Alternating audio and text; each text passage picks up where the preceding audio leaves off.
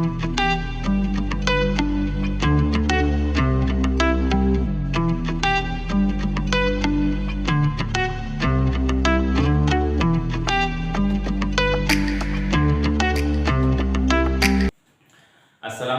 warahmatullahi wabarakatuh, anak-anak sekalian, dimanapun Anda berada. Pada kesempatan hari ini kita akan belajar secara online.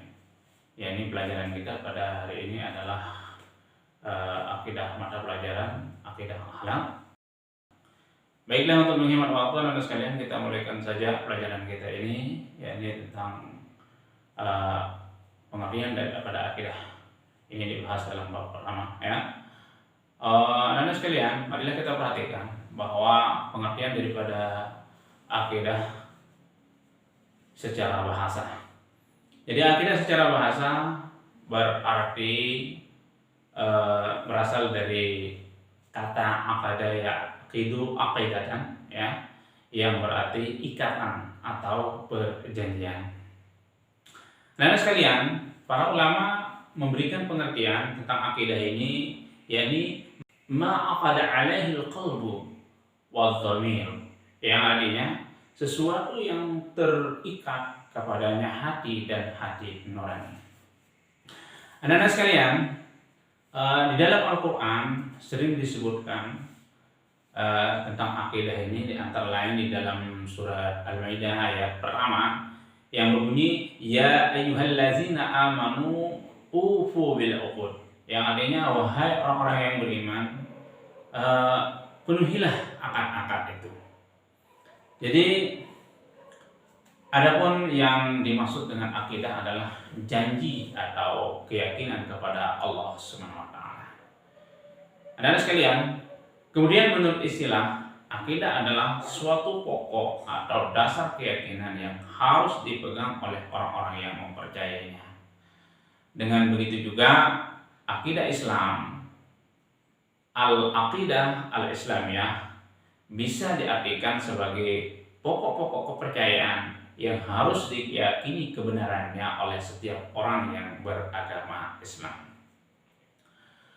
Anak-anak sekalian, ketika seseorang berakidah Islam, maka fondasi awal membangun akidah atau keyakinannya adalah keyakinan terhadap Allah Subhanahu wa taala sebagai tujuan yang wajib,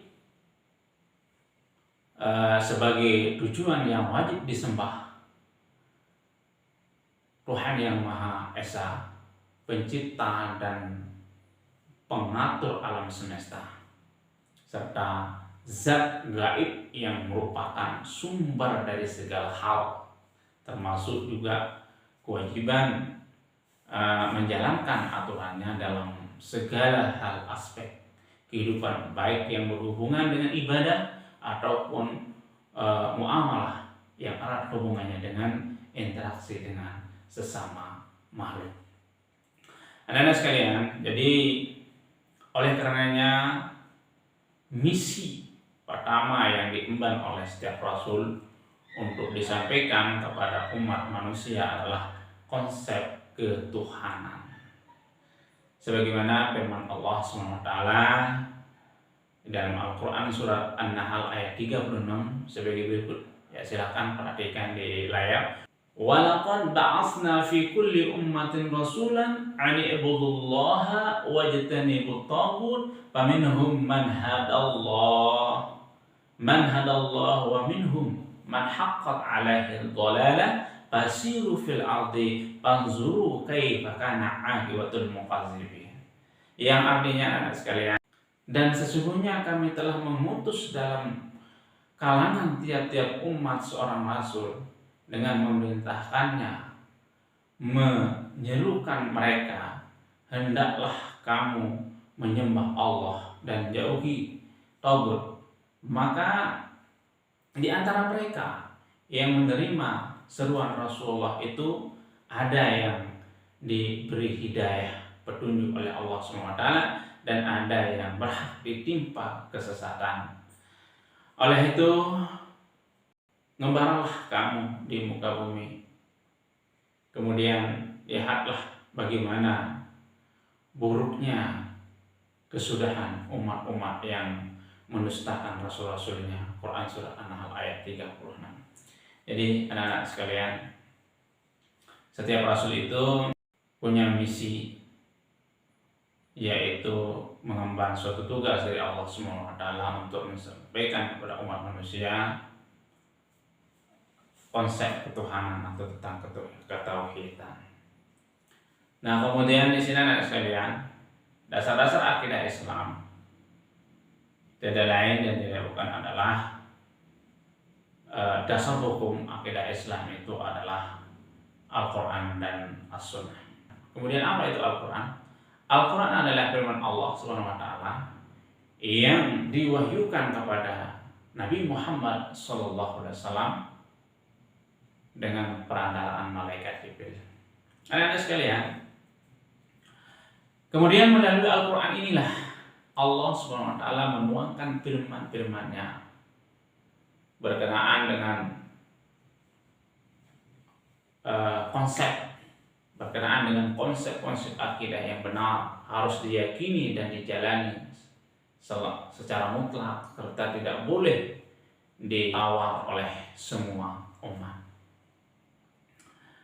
Kemudian di dalam Al-Quran banyak sekali sekalian, banyak sekali terdapat ayat-ayat yang berisi tentang tauhid.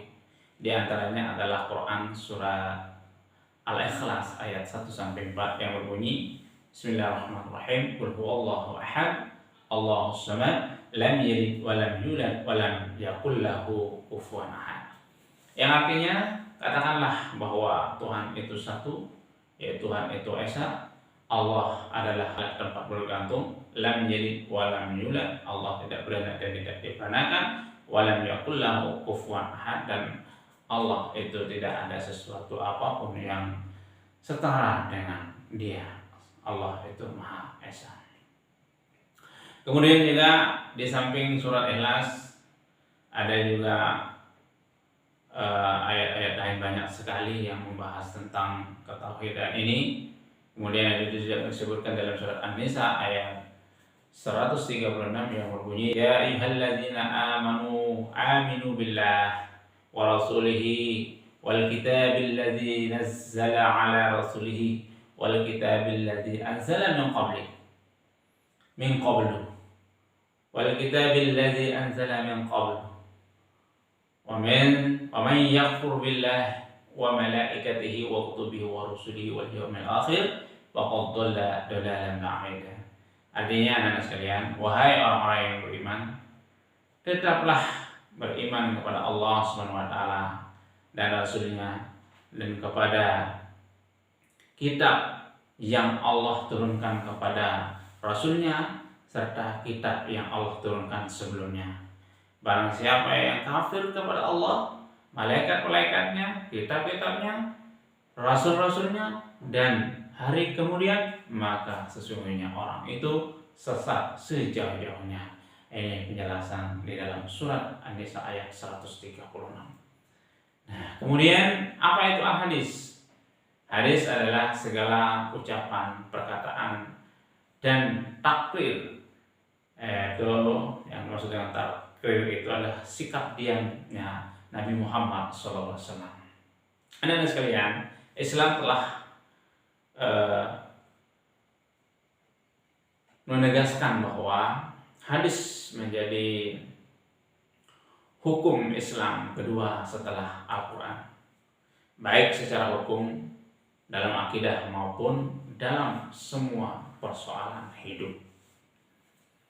Kemudian anak-anak sekalian, tujuan daripada kita mempelajari akidah Islam ini adalah untuk memupuk dan mengembangkan dasar ketuhanan yang telah ada sejak manusia lahir.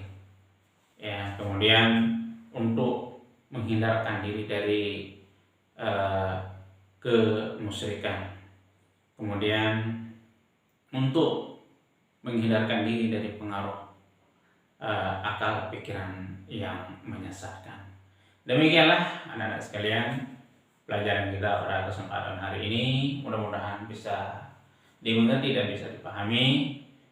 Terima kasih atas perhatiannya.